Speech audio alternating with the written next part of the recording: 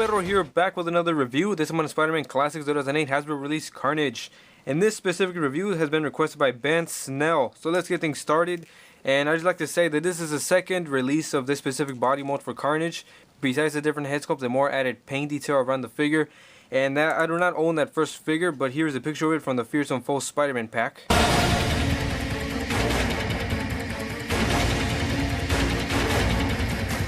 So if you buy this Carnage new in package, you'll get these two webbings, and here's the second one, which you can kind of roll together to put your Spider-Man figure in between there like it's trapped, as it is advertised in the back of the package. But you're not really missing out on anything if you don't have them, and I don't think they're totally necessary, but I think some black paint in there would have really made it pop. So again, they're not totally necessary if you don't have them. So this Carnage probably would have been the definitive one for me if it wasn't for the Amazing Spider-Man 2 Series 1. Which is pretty awesome, and it doesn't look too different from this, because this one does look actually pretty good for the time it came out, but I believe the new one does look a lot more comic book accurate. But this one does have a lot of really nice paints, very much cool looking, much better than the original one, because from what I can tell, the original release didn't have as much black paint going in between all the goopy areas of the symbiote going throughout him, because he does have a lot of it. But I've noticed a lot of with this figure that he does get very loose, either straight out of package or just over time.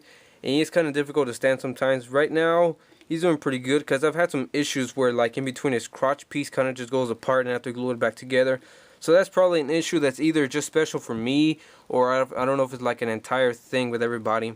But on detail, this guy does have a lot of nice detail. As I said before, he does have silver paint in the eyes instead of white, which I like because it does have a really nice reflective sheen to it, and it does have a lot of this pink area in between the goop of his mouth, which I guess is supposed to be kind of like a tongue, or just the inside of his gums.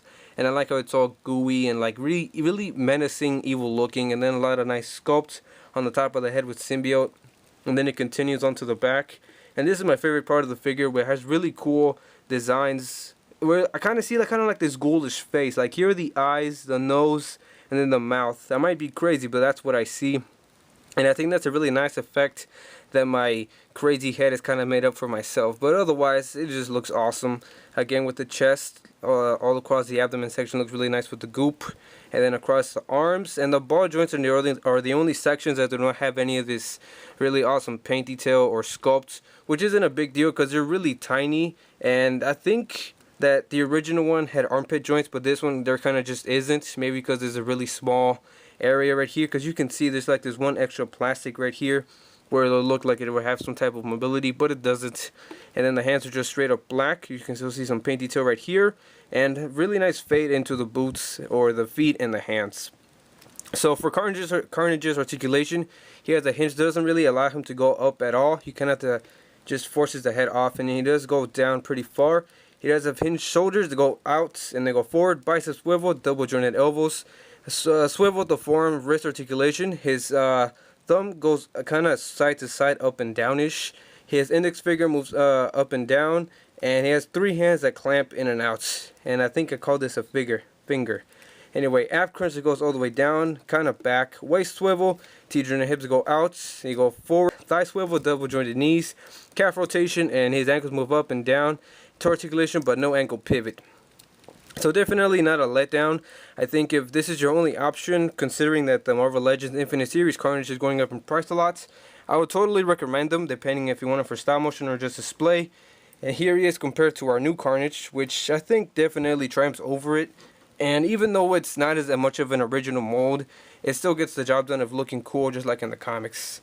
And this Carnage stands at around 6.5, a little bit less under 6.5. And this new Carnage stands exactly over 6.5. So not a bad height. As I said before, I would totally recommend this Carnage. And yeah, there you go. This has been my review of the Carnage figure. Please stay tuned for more reviews and stop motions.